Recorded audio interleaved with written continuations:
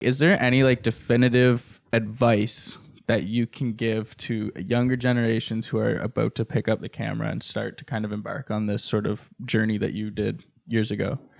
Make sure that you love what you're doing, because otherwise you're just kind of wasting your time. I think especially in the creative realms, like you can study to be a doctor and hate it and become a doctor and then just be getting stacks every month. Yeah. But if you don't love what you're doing creatively, it doesn't really work the same way. And I think be authentic and be honest with yourself and what kind of content you want to put out there. Music is this thing where it's like there's a fine line between is someone telling their story or is someone promoting something that I don't agree with.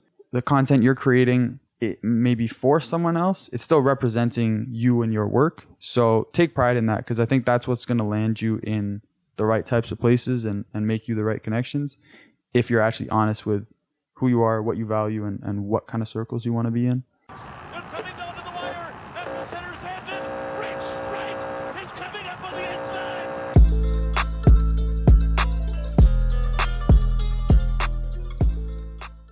Did you you had to go to Toronto to shoot that? Yeah, and it was funny because of the whole concept of the video, it was about like taking trips and going to the condo. So we flew there. Yeah. And like they paid for my flight. Yeah. But I guess budget was tight because then on the way home, it was 6 people in like a 5-seater SUV all the way back to Ottawa. So I'm just like sitting there like... Yeah, like the shots were like, I could tell that it was in Pearson Airport. Like it was the terminal. Yeah, yeah. Like I could tell. Yeah, we flew. Yeah. Halfway. I think we were supposed to have like a Suburban or something, but budget cuts.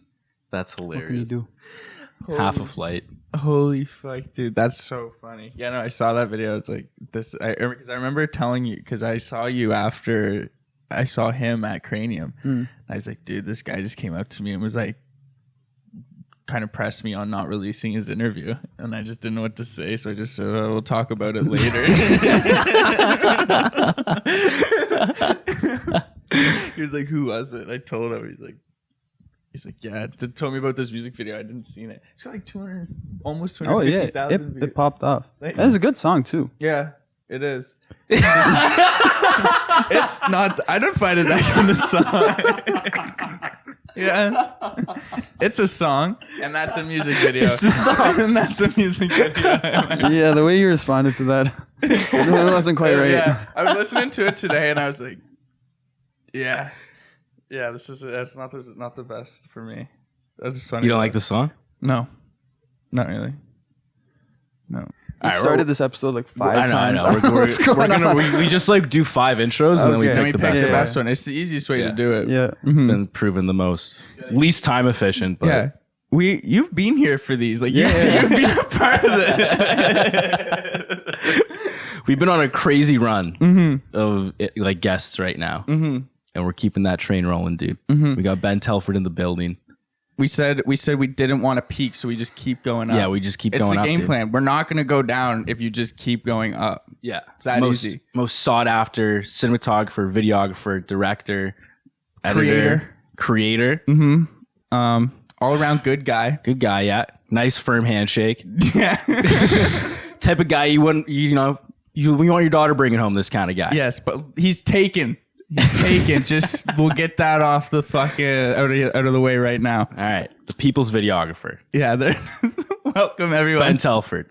Thank How you. we doing? I'm good. I'm happy to be here. Appreciate you having me on. This is like the 4th time you've been here, man. Yeah.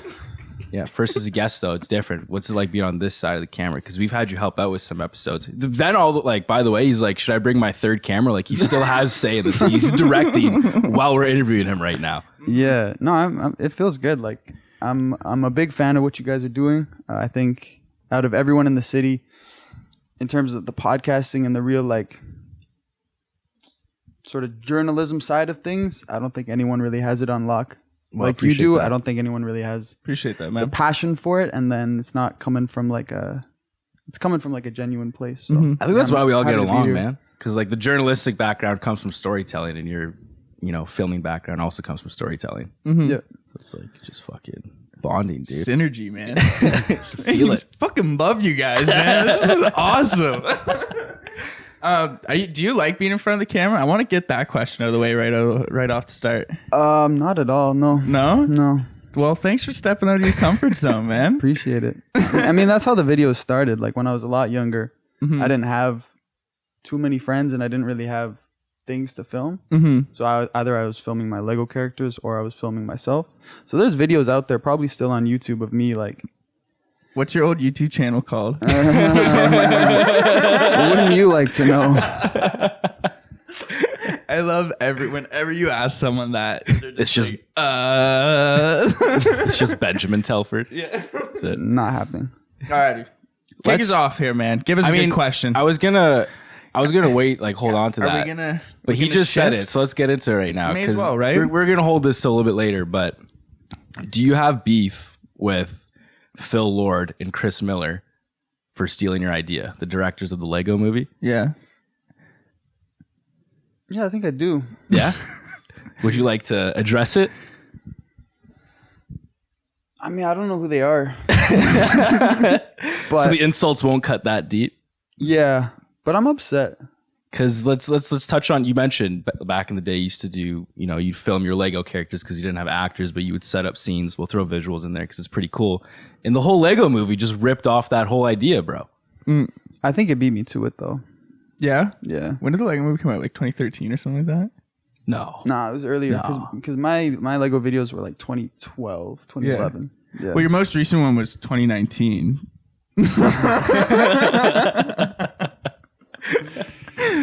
Oh, that'd be sick if you did a stop motion music video with Lego people. That'd be unreal. Like a music video? Yeah. Yeah, I've thought of it, but That would take some intense building. yeah, I haven't found the right song or the right person. If you need help, The building he's I'm got in there. covered. He knows. If he you, knows if what you he's need doing. help, I'm in there, man. But yeah, I mean, I was saying how like at the same time that I was watching Lego stop motion videos, because I was that guy. I never made them. I just watched them a lot on YouTube. It was probably the time Ben was making stop motion Lego videos. So there could be an intersection there in our lives. Nah. Lego Hunger Games trailer. Look it up. Lego Games trailer. That's me, bro. Don't mean to brag, but Don't mean to brag. So I guess like the passion came from you just being a kid cooped up in your room alone, and you're like, hey, I got these Legos and I want to create scenes, so let me do that. Because yeah, I wonder why did you want to get into filming is what I'm trying to get at. I mean, it definitely started with the Lego because at the time I was watching the Lego or the original Indiana Jones movies. And I was like a big fan of those, and then I had the Lego Indiana Jones sets. So I had our family's like point and shoot camera. This was probably, I don't know, I was like younger than 10. I don't know how old I was exactly, but I would film. I wouldn't even do stop motion. I would just film the Lego characters, move them with my hand, make the sound effects, and then that kind of transitioned into the stop motion, and then that transitioned into the live action stuff, and then that more when I was in high school transitioned into like music videos and So that sort it was basically you just playing with Legos but filming it like yeah, exactly. Like stuff like that. That's sick. If this isn't like the best pitch for like why you should get into Lego, then I don't know. Like, get your kid into Lego. I'm just saying. That sounds like some legendary shit though that would come up in like a Tonight Show interview. You know what I mean? Like down the road, it's like Quentin Tarantino used to play with Legos and film it. It's like, wow, that guy was really into it. Same thing. Isn't there? Yeah. So who was it we were talking about the other day that was plays with Legos? Oh, the South Park guys. me. Yeah. From that early age, though, like, just point and shoot. Like, how did that development sort of? Yeah. Like, how did that sort of snowball to like where it came to be that you're shooting music videos and documentaries, and we'll get into all that stuff later. But how did it really snowball for you? Yeah, I mean, it was kind of the one phase that I never grew out of when I was growing up. Like everyone goes through their different phases with different like friend groups, but the camera stuff and making videos and just even like some graphic design stuff, like that was the one thing that I just never stopped doing. So when I was in high school, I had like a couple buddies that were making music, and they knew I did some video stuff for fun. And I made a music video, and it was terrible, but I really had fun, and they really liked it. So I could tell that like that was something that I could be good at if I just kept applying myself. And And the more that I did it, the more I improved and the more kind of in love with it I fell. So it was like, I can't say that it was one specific thing that I did that like really pushed me along the way, but just the fact that I could see sort of the fruits of my labor just continued to push me and still continues to push me today. Let's fast forward a bit, because I don't want people to think like I just want to give some insight on what you got going on right now. That's true. You know what I mean? I don't want people listen just be like, all right, so this guy plays with Lego a lot. No. So there's more. But wait, there's more than just Lego stop motion. Because you're literally like the most, like I wasn't lying at the start, you probably are the most sought out cinematographer in the city. You've worked with some of the best rising artists. I mean, you've worked with Knight Lovell, FTG Reggie, Lindasson, FTG AP, Metro, two-time, yeah, we just had on the show last week. Down the wire, just to name a few. And then you've also had Jason Luketa, the NFL draft video, is now an NFL player. You had Olympian, you did a video with. You do all sorts of different types of videos with people that have kind of blown up in the city. Do you feel like you have a little bit of impact towards their success? Because a lot of people, it comes down to like, when you want to sell a personal brand, it's like, what's your story? And you do an amazing job of telling stories, whether it be the Metro World documentary, the Overbooked documentary, the music videos, the way you portray the artists in those videos. Does it? Because to me, it's no coincidence that the best like people coming out of the city right now creatively have worked with Ben Telford. Have Ben Telford Productions at the beginning of their videos. Yeah, it's not the name of the company, isn't it? No. Visuals, but it was close. It was close. It was close. It was close.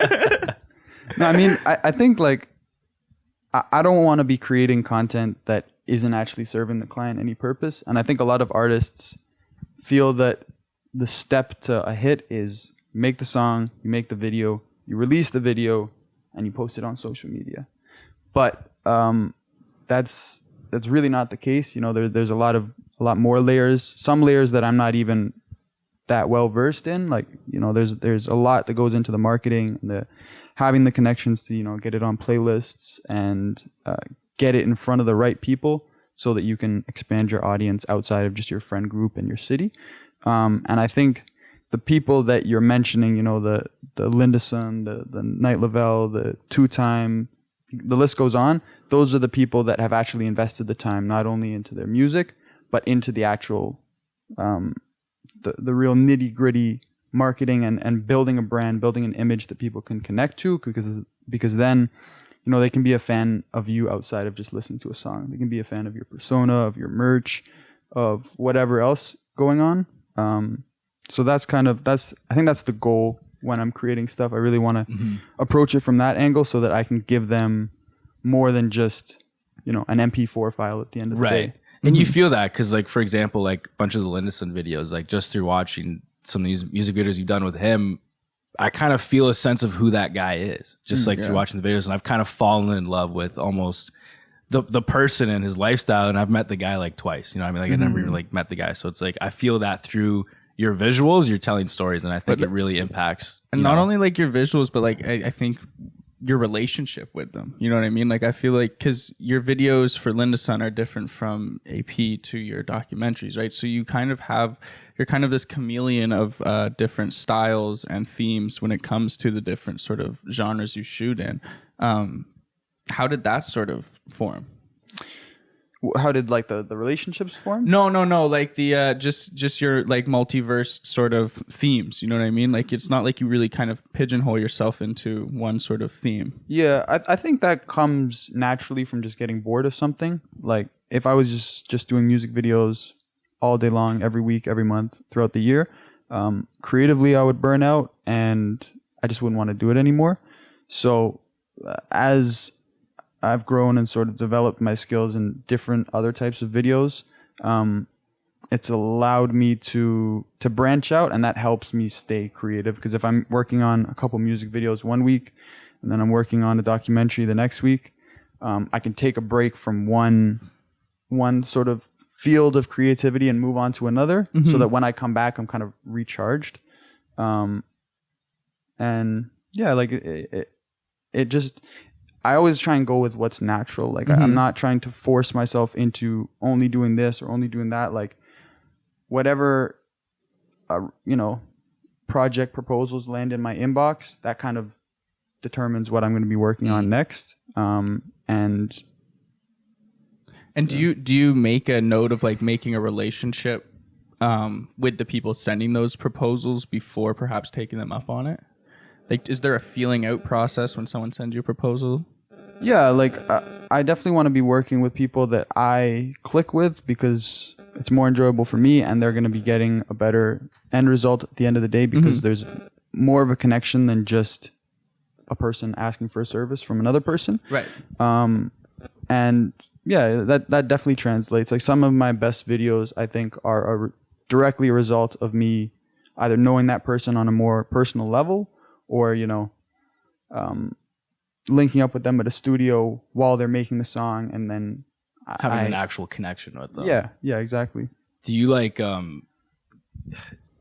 do you balance, making a passion project, creating something that you actually like because the meaning behind it, the storytelling behind it, and then someone coming in just being like, hey, here's money, like I just want to do a project with you, come film this. Yeah. You know what I mean? Like, how do you balance paying the bills and actually doing something you want to do? Something you actually like, that kills me.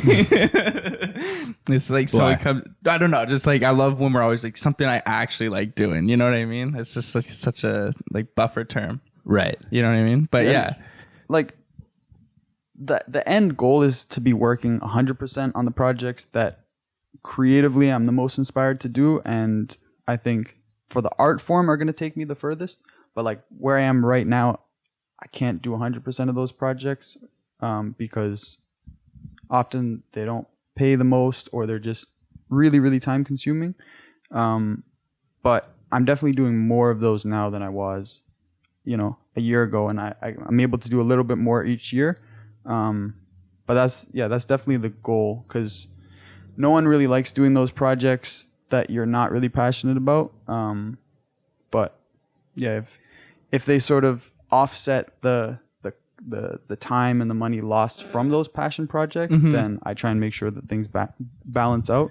It's not like you hate doing them, right? Like if someone's like, here's whatever money to come shoot my wedding, like it's not like you're gonna have the worst time ever there and just dread putting it together, right? Yeah. Because the Open passion bar, at the end of the day is like holding the camera and making something at the end of it. I mean, you haven't met some of my clients. I'm joking. We were gonna get into that later. I'm joking. No, you're absolutely right. Like every time that I have a camera in my hand, I feel at home. As corny as that sounds, Right. There's not a single thing in the world I can see myself doing other than that, and being this happy. Like I go to sleep with video concepts in my mind. I wake up with them. Like there's never a minute that I'm truly kind of clicked out of work because I'm so passionate about it. That's sick. What kind of video projects are running through your mind right now? Like, what are you thinking right now that you want to do next? I definitely want to get into like some dramatic stuff, like some not me acting, but like filming some short films. And there's one project like that that's in the works, but those are so difficult in terms of just getting a budget for it. Because if you want good acting, you have to pay for good actors. Yeah. If you want every element of the video to be good, you kind of have to pay someone else. It's not like a music video where you can just run and gun, find the locations yourself, shoot it yourself, edit it yourself. Like on the real dramatic stuff, you need actors, you need audio, you need set design, all sorts of. Because you said too, I really like your quote. I think it was in the Studio 2020 video you did, where you're like, before I buy a piece of equipment, I'm like really think about, am I held back by what I have, like my equipment I already have, or my creativity. So do you feel like to make that next step, like budget is sort of the thing to the main thing holding you back when it comes to like exploring the bigger projects? Yeah, I think so. I think that's a good point. Like when I was starting off, it was definitely my skill set that was lacking. And that's why for the first year of music videos, I was, borrowing my mom's camera, using flashlights taped to trees to light the scene, because I would look at the video after the fact and see that, it wasn't that the quality of the camera was lacking. It was that like, okay, I shouldn't have framed the shot that way, or I should have directed his energy to be different in the scene. And then as that started to get a little bit better, then that's when like the lack in quality really started to show itself. But I think that like that's a constant battle. Like you're always gonna sort of get get better in one side, and then notice you're lacking the other, and then like it's kind of constantly shifting. But yeah, in terms of like the short film stuff and the dramatic stuff, is definitely a budget issue. Like once the budget is there, then I'd love to do some more stuff like that. I think that's what sets you apart though, is because most people when they start off and they want to pick up a camera and start filming shit, they're like, oh, YouTube, best camera to use, best equipment to use. But you're looking at it like, let me use what I got and then add elements, like get better at using my lighting, get better at composition, like know how to actually frame shots and shit like that. And then the whole dramatic film things, like short films are something you haven't really done, right? No. So that's kind of, I want to talk about your versatility, because that's something you're trying to add now, because you already do documentaries really well, you do music videos really well, you do commercials really well, you shoot a fucking amazing wedding video, I must say. Most of the time when I watch a wedding video, it's corny as fuck. I was actually tapped in, I watched it 3 times, I don't even know these people. But I want to get married now. how do you find, like, because you said you get bored of something, you want to do something new, how do you keep doing new things but keep like performing at the highest level, doing so many different types of film? Good question, bro. My guy. Good question, bro. My guy. Relax. Ben's like, no, I don't know. Sorry. No, I mean, I think one thing to consider is that just because I'm a lot better than I used to be doesn't mean that some of my projects aren't flops. There's still videos that I create that I'm not happy with. There's still videos that I could do better. There's videos that I'll go back and reshoot a scene because it really didn't come out the way it was supposed to. And if I'm honest, like I'm not 100% happy with the majority of the stuff I create, because I always look back at it, and whether it's the color grade, whether it's the choice in locations or the camera movements, there's always stuff that I'm like, I don't really like that. And I think that's healthy, because it allows you to keep getting better. Like if you watched every video after you finished it and were like, I killed it, I crushed it, like you're not going to want to get better. Yeah.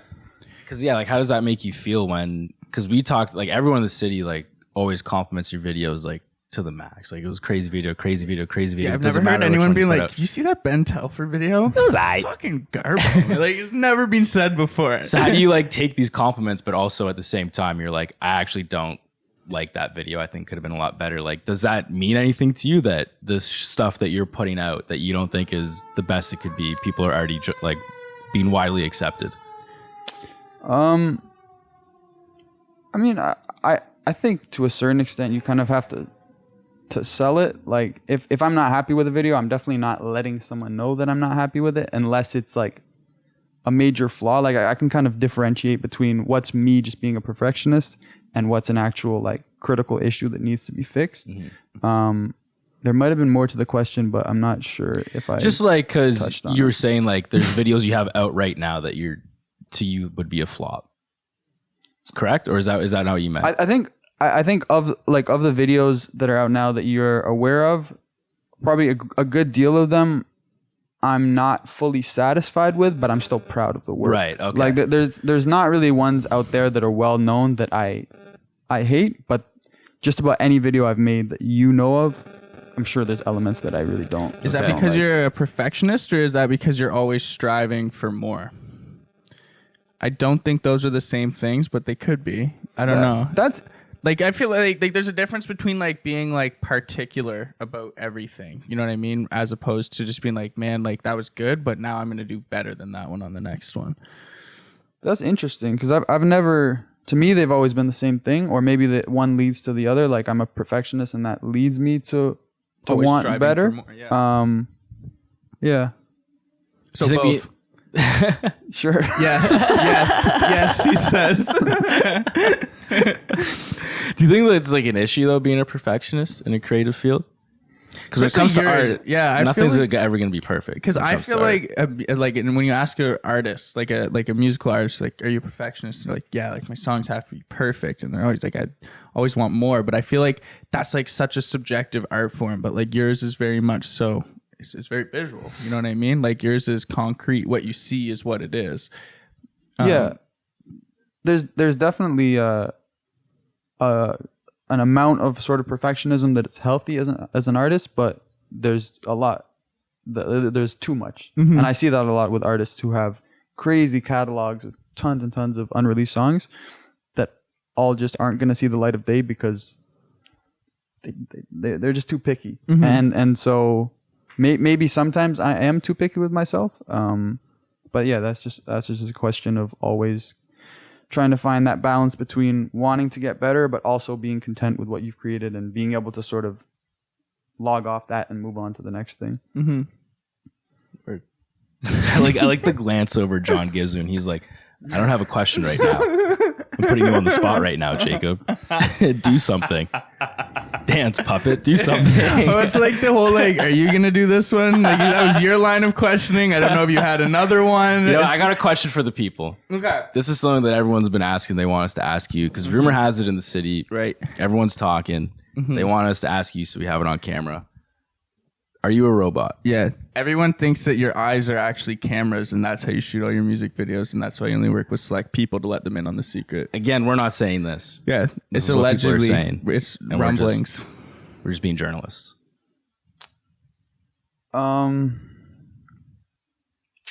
It's a long pause, Ben. That's this isn't the answer. I don't know. I don't know If what that is your real I don't know name. what answer I wanted. Yeah. I don't think I'm a robot, but I'm definitely in some ways I feel like I'm in the wrong job Right. because as a director, your kind of sole role. I'm taking this response completely away from what you said because I have no answer for that. Just by the way. But as a director, like your kind of sole purpose is to direct people and to like, you know, control what happens on set and be the voice that everyone stops and listens to. Right. And I'm very introverted. I have not a lot of interest in not going out, but like I'm not a very personable person. I'm not like networking. I recognize its value, but I hate to do it. And so it's kind of funny that it's what I've been doing with creating videos and creating content, kind of where it's landed me, because it's the furthest from what I would have ever thought that I would have been doing. Yeah. But I think it's allowed me to really break out of my shell because I have no choice. Like if I'm not directing someone, then I would be back filming myself and filming Legos, and I don't want to do that. So I had no You'd be doing choice. that after the age of like 20. You know what I mean? Yeah. How are you combating that though? Because I feel you. I feel like I'm an introvert as well, and I'm also in an industry where it requires you at times to be extremely extroverted. So it's like, I just want to know, my own curiosity, like how do you combat that? I think it helps being in these environments while I'm doing something I love. Like if I'm there to shoot, I feel like that automatically gives me a bit more confidence. Yeah, dude. And it allows me to, like, I sort of have a resume of stuff I've done and you know, reasons why I'm in the environment or I'm talking to the person. So that helps. Like I definitely don't feel as confident if I'm just out and about and doing something completely unrelated. It's kind of like I always have something as like my scapegoat. Like if I'm at an event and I have my camera, that's my like, okay, I got the camera out. Oh, I'm awkward right now. Pull the camera up, start filming. Do you ever? 100%. Like I would rather be shot and hung than found in a club without a camera in my hand. Dude, honest. Last time I was gonna in say though, but like, do you ever worry about just being always the camera guy? No, Never. I love it, and I think that's like because I've shot a lot of event coverages and like shows, and that's the best part about being there because like I can experience this awesome live performance, I can network, but when all of that's not happening, I can just be in the corner like fiddling with the settings on my camera because I feel like one of the places that I end up doing the most networking is at these events and at these shows, which is nice. And like, I'm really grateful for it. And I love meeting other creators and other people in the city.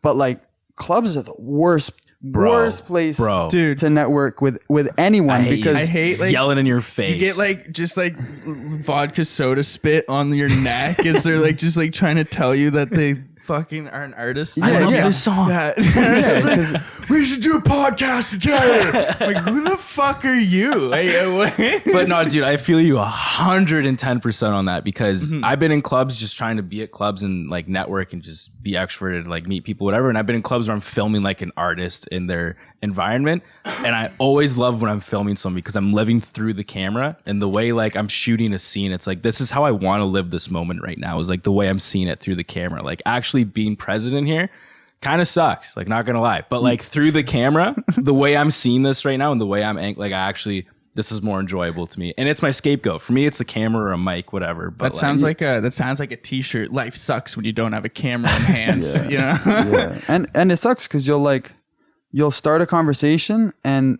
expect it to just be like, hey, my name's whatever, like your videos, whatnot, and then it's kind of done. So they'll start talking, and then half the time I'm right next to a speaker. I can't hear a word they're saying. Yeah. And so I'm just, nodding, shake their hand. And then we're 2 minutes into me nodding and shaking their hand, and I'm starting to realize that I have no idea what we're even talking about. And You're just planning a music video in the back of your head. And you just feel like a dick. yeah, You're like, just send me your email. I'll send you a video of what I'm thinking right now. yeah. And I feel bad because I don't want to come off rude. Like I really do appreciate meeting people and connecting, because at the end of the day, I'm just another creator among many in the city. But yeah, that happens a lot. And like I had one guy come up to me at a show while I was filming, and probably going to sound arrogant, but I'm not trying to be disrespectful. I just found it kind of amusing, the lack of social cues some of these people have, because I'm filming, and this isn't looking at me this whole time. Am I fucked, or is he staring right into my soul right now? I'm filming, and this isn't between sets or like at a break in the performance. This is like a live performance is happening. I'm looking at the artist, I'm filming, and I feel this tap on my shoulder, and I look up, and there's this guy beside me, and he says something, but like I'm 2 feet away from the speaker, so I just hear, and I'm like, what? And then he leans over directly into my ear canal. I just hear, hey man, I like your videos. I'm an artist. And so I'm like, okay, this guy's lost his mind. And I just like, I'm like, thanks, man. Good to meet you. Da da da. And then I just, go back to film. Show goes on. A couple seconds later. So I actually have this video idea I wanted to pitch to you. This first scene, we're going to start in this Airbnb. And it just went on. And I was thinking like he's going to meet up with me after the video, like after the performance, we'll talk about it. But no, I got a full pitch during the performance. Yeah, was it good? No. Are you not listening? But no, sorry. I hate and I'm not trying to sound rude. I find it amusing. And I'm definitely down to connect with anyone. Please don't do it. But right place, right time, you know? Yeah. Exactly. Before we get going, though, I just wanted to circle back to, you said you feel like sometimes... This is another false intro? Like we're 30 minutes in. Can I ask one quick question that kind of that piggybacked onto that before you circle back to something? Did it circle back to what they... No, go. I just, with you being introverted, I think this kind of begs the question of, a cameraman is like, that's half of his work is filming it, but editing it is the other half. Which half do you prefer more? Do you prefer to be out in the hustle and bustle shooting these things, or in the comfort of your own home putting them together like you had seen them the night before or whatever? I definitely like both. I think if I could only do one for the rest of my life, I would want to do the filming, because that's kind of what I grew up doing, and I love the hands-on element. But it's a really nice balance being able to do both, because then, like if I was sitting at a desk all day, my back starts to hurt. There's no connection with other people. It gets kind of boring. But also, if I'm filming all day, my back also starts to hurt from holding the camera, and I'm just talking to people all day, and it's a headache. So it's nice to have both. Yeah, they kind of offset each other. Yeah, that makes sense. It's still either way, you're getting a sore back. Yeah. Pause. Your go. I forgot what I was gonna say. You're circling back No, I'm to kidding. something. I think, yeah. So, yeah, you saying at the start, like you feel like you're in the wrong industry. Like being a director, like as a director, you're supposed to like have command of the room, like telling people what to do and whatever. And like being introverted makes that more difficult. Dude, like we've worked with you. Like we have a project coming out like in collaboration with the CBC. And like that was the first time I really got to meet you. And right away, like your action, I feel like commands the room. Yeah. Cause right, like the way you stepped into the room and like it was almost like when you walk into a room, dude, I like to picture your eyes just like x-ray vision the entire scene. And quick you're scan. you're like, all right, camera's here, lighting here, angles here. All right, person speaking. Like, I just feel like it doesn't necessarily need to be your words. Like your actions that day, like really, you commanded the room, and like I felt really comfortable, like you directing that whole, shoot, and it just went really well. Compliment and a half. That's Right? that's nice to hear, because when I picture myself walking into the shoot you're talking about, I'm like, The fuck am I gonna do? action, cut. I do not feel like that at all. So if that's the way it comes off, like, Yeah, like there's different ways to. Do you just have? like, Sorry.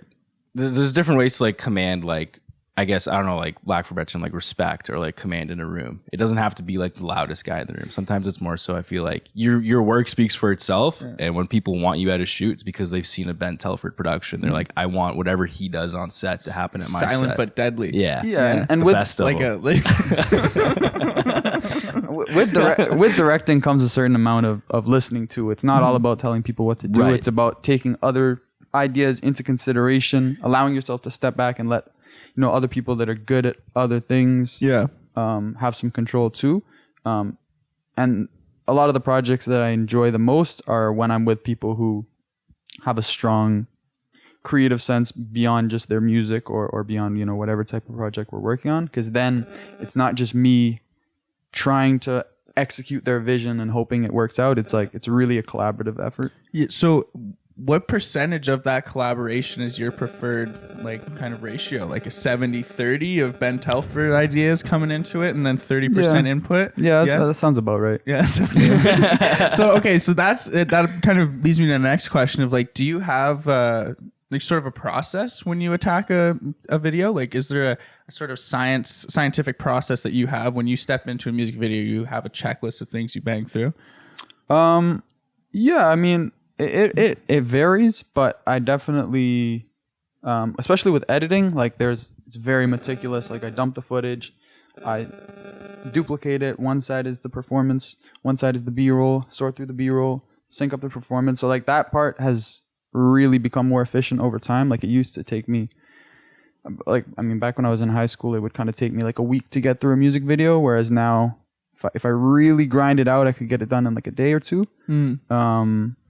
With the actual shooting and the planning, it varies a lot. But yeah, I get sent the song, put on the headphones, and just listen to it over and over, try and picture different scenes, watch reference videos, send stuff back and forth. But it varies. Like some people really don't have any creative vision, so it's just like, here's a song, come up with something for me, which is fine. Like sometimes that's fun to just have full creative control, but also sometimes it's like, I already know exactly what I want. I just need you to shoot it.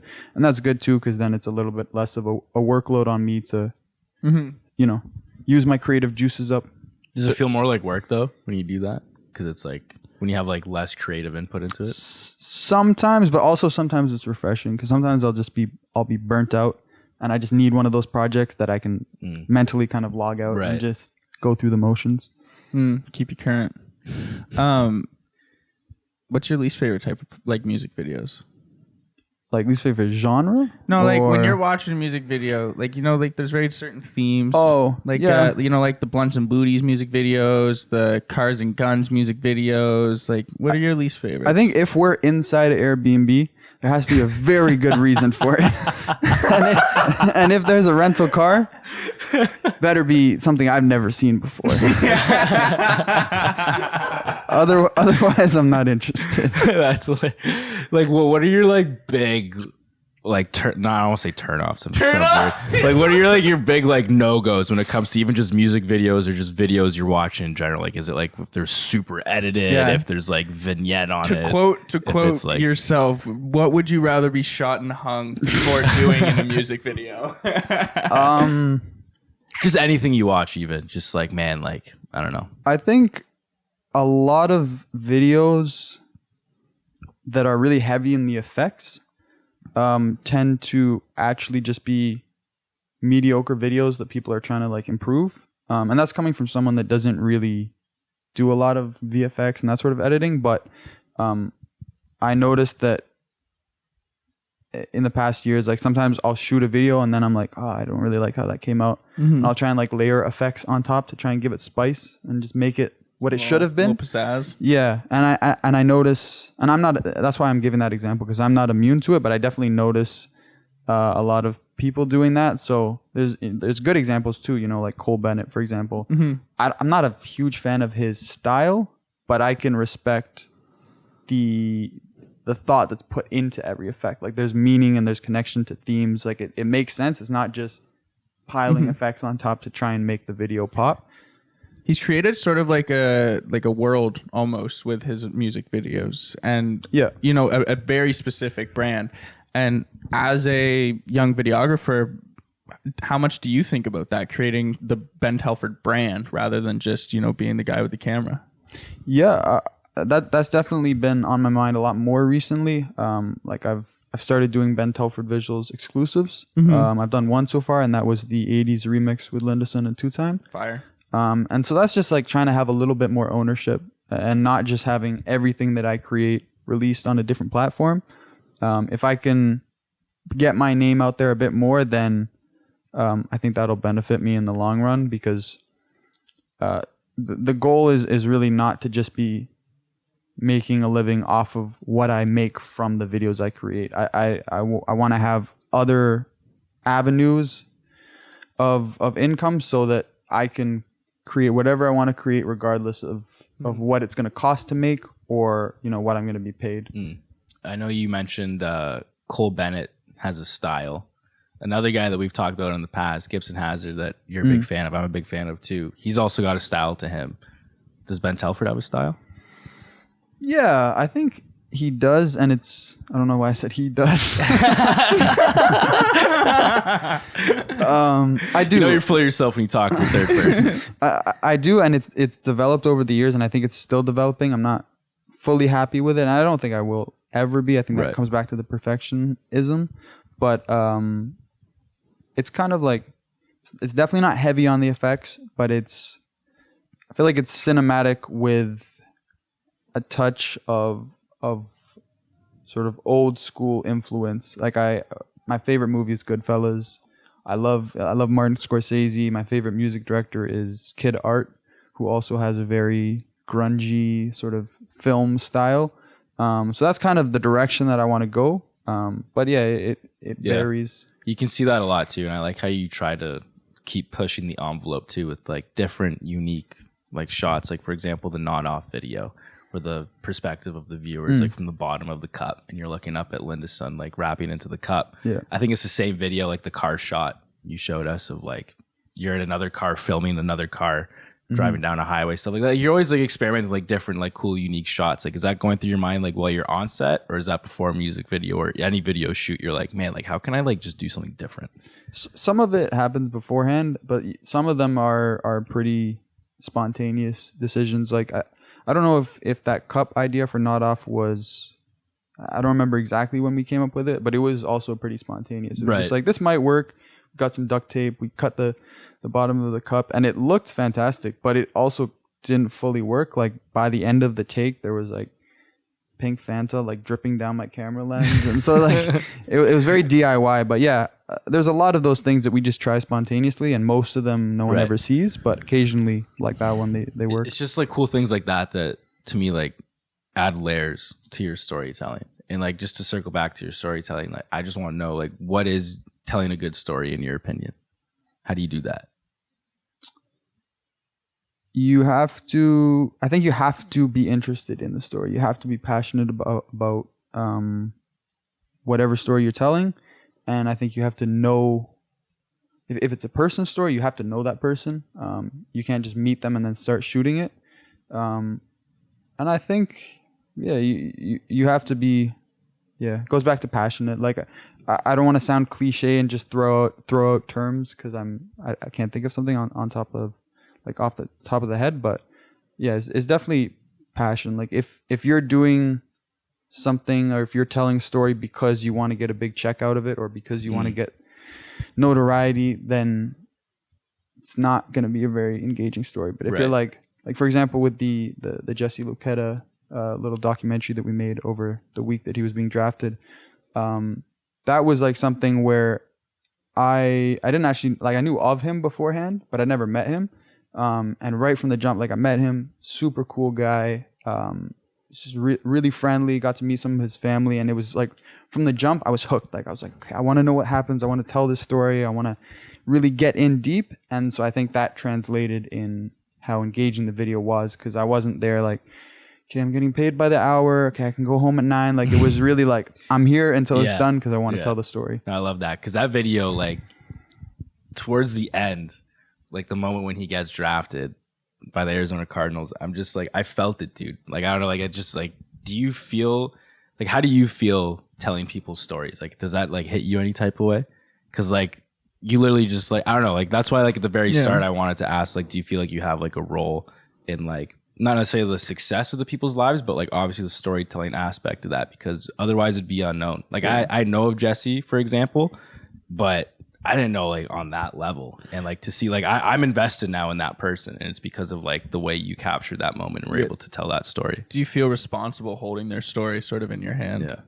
Yeah. There's definitely responsibility that comes with the documentary style side of things, because it's not like a music video where the content or sort of like the subject matter and the message is already determined. Like, you have all the raw footage, and it's up to you to determine what makes it in, what makes it out. So, like, you know, personal bias can even come into what scenes you want to pick, because maybe you want to tell the story in a certain way that isn't actually accurate, but, like, you agree with that route more, or you think that'll be more engaging. So you can't ignore that. It's definitely something you have to consider, making sure that, you know, the story that you're telling is actually true to that person, and it's not just a fabricated, you know, fictitious sort of thing. I mean, sometimes that's what's needed, but in a lot of the documentary style stuff that I do, I really want to keep it as genuine as possible. Cool. What were you gonna say? I gotta ask, without giving too much away, do you have a moment, like, on, like, a set where you're just like, this is fucked, or like your craziest moment you've had on a music video set?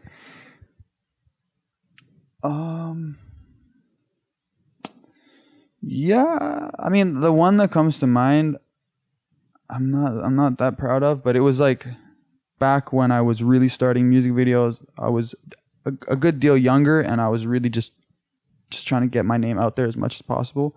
And we were shooting this scene in the sort of like in the basement of like a condo or an apartment, which we were allowed to be in, but we were running the fog machine for the performance scenes, and then, you know, it's like 10:30 at night, maybe 11, and the fire alarm goes off, which is, you know, it's happened a couple times. Sometimes the fog machine, even though it's not smoke, it'll set off the fog machine or the fire detector. So we packed up, we got out, we ran back to the car, and then we started driving to the next scene. And as we come around the corner and leave the building, just see this line of people in pajamas and bathrobes just walking out of the building. Keep driving here, you know, like a siren. And so, yeah, to those people, I'm sorry, but I was just on my path to becoming Ben Telford, sitting here in this seat on the Down to the Wire podcast. That's fucking awesome. I think that, like, I do want to kind of ask you this outright, but, you know, you are young, but have definitely made a very big stamp on this city and definitely the, like, arts and culture industry within it. But, like, is there any, like, definitive advice that you can give to younger generations who are about to pick up the camera and start to kind of embark on this sort of journey that you did years ago? Yeah, I think I could, but I won't. I think, and I'll try not to sound cliche, but make sure that you love what you're doing, because otherwise you're just kind of wasting your time. I think especially in the creative realms, like you can study to be a doctor and hate it and become a doctor, and then just be getting stacks every month. Yeah. But if you don't love what you're doing creatively, it doesn't really work the same way. And I think be authentic and be honest with yourself and what kind of content you want to put out there. I think maybe when I was a bit younger, some of the messages to the videos I was working on I didn't necessarily agree with, but I was just, I was a little bit younger and I was like, this is a good opportunity, or I just want to, work as much as possible. And I think looking back, like, I'm like, you know what, I shouldn't have done that video because I don't agree with that. And that's still not perfect. Like music is this thing where it's like, there's a fine line between, is someone telling their story or is someone promoting something that I don't agree with? And so that's why I'm saying I'm still not perfect, because I'm sure there's videos out there that I shot more recently that are, that maybe have someone who's telling their story and it's questionable. So, I think, yeah, take into consideration that even though the content you're creating, it may be for someone else, it's still representing you and your work. So take pride in that, because I think that's what's going to land you in the right types of places and make you the right connections, if you're actually honest with who you are, what you value, and what kind of circles you want to be in. What's the end goal with this? Where are you trying to take this thing? I'm trying to take it to the top. I mean, I would love a studio, like my own facility to work out of. But it's not the type of thing where I'm doing what I'm doing now because I want to do something else later. Like, I want to keep doing music videos. I want to keep doing documentaries. I want to keep, being a guest on the Down to the Wire podcast. But I just want to do it bigger and better each time. Right. So, just continually, improving my skill set, reinvesting into my business, making new connections, because I already love what I do. I just want to, keep doing it even better. Hell yeah, dude. I have a question that's kind of weird to end off with, but like I forgot to ask it earlier. Okay. But I was just, you don't want to circle back to anything? This guy's such a dick, dude. This guy's actually such a piece of shit.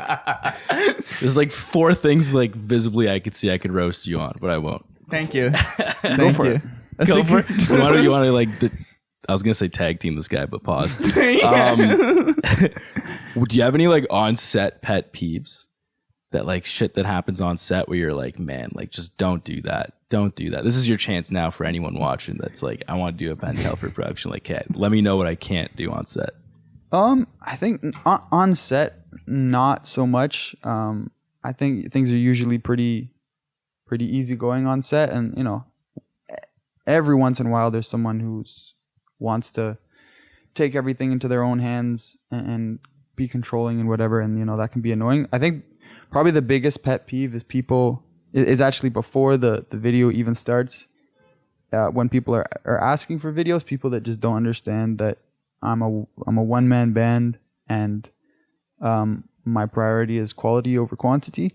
And so there's some entitled people that feel like just because I make music videos and they make music, like I owe them a music video. Right. And I don't mean that disrespectfully. I mean it honestly, because like if I can knock out 5 videos a month and they're A+ quality, I can also knock out 10 videos a month and they can be like a B-. And so I mean, most people are understanding, but every once in a while I get someone who actually genuinely gets upset or offended or feels like I'm trying to target them because I'm not interested in shooting their song because maybe I don't think it's a great song, or because I have one more spot and there's another project that I want to do more. Like that's never a personal thing. It's just I have no choice but to, I don't have multiple shooters and an administrator and an editor. Like it's me doing everything from the emails to the the minute I send off the final version. Yeah, that's a great point, actually. Like, before we end things off, like, what is that like being a one-man crew? Like, it's just you. I like it because I'm stubborn and I like to have Yeah, I was gonna say- my hands in every cookie jar controlling stuff, but as part of it sucks. Like I hate responding to emails. I hate Right. doing my taxes and dealing with all that stuff. But and some of those things I can outsource eventually when it gets to the level that it makes sense. But yeah, I'm stubborn, so it's the right fit for me. Do you sometimes wish there was another Ben out there? That I could like bring onto the team. Yeah, like just like, oh, like Clone it'd be so Ben. nice to get like Yeah. different angles and shit. You know what I mean? Someone handles this, I handle that. Yeah, But it's just the same person twice over, so you Yeah. know that you're kind of getting the best out of it. yeah. I haven't found him yet, but I'm sure he's out there. Yeah. There's another clone out there. Just going back to me being a robot. Yeah. I've never heard that before. We were trying to break you this episode. Like, I wanted to like hit your breaking point at some point because Yeah. you're very level-headed. I just like, I want to see you scream one time. But I guess Yeah. you kind of screamed already, like when you were talking about that one situation. But yeah, I was hoping we'd hit your breaking point. Not gonna time. happen, eh? Next time. Next time. Yeah, next time that's gonna literally be the goal of the podcast. Yeah. It's just Make Ben Telford It's cry gonna be like the a Eric Andre substitute show. teacher. Do you have anything you want to say? I'm good, bro. I'm good. Do you have anything you want to end off with? Thank you for having me. Dude, thank you for coming Do you have back. anything cool coming out soon? When's this coming out? Ooh, I Next like week. that. Next week. Wednesday. Wednesday. Next Wednesday. Yeah. You have something coming out on Wednesday? Yeah. Nice. Not this show. It's something else. But stay tuned. Fuck you, man. Psych. He said. Yeah, the sick. video just came out today. Day of Yeah. recording with Esriel's Yes, auto it did. artist. That, Yes. came out. That was a Shout sick out to video too. Esriel's. Yeah. That was a sick fucking video. Big ups. big up to Esriel. Check that out. Self, shameless plug right there. Yeah. Check out his blog that also just came out on Monday. Yeah, that's right. Hey. With us. Hey, Download- we did that one. Look at us. Look at us. Shout out, man. But yeah, dude, thanks for coming on the show. My pleasure. I'm glad we got to. Yeah, I've always been interested in like your backstory and everything because you are really fucking good at what you do, and I can't wait thank to you. see what you have coming next. Because if you Likewise. feel like right now you have like some flaws in your work, I can't wait to see what you put out next. It's gonna be crazy. Appreciate it. All around good guy. Ben Telford, everybody. Thank Good you. handshake. Yeah. You're gonna want to bring him home to your daughter. Nope. But you can't. I mean, no, other you way can't. around. But The other way, I've said that came out wrong. We'll What? cut that. I fucked up my wording on that. Ben Telford, everyone. Thanks for tuning in.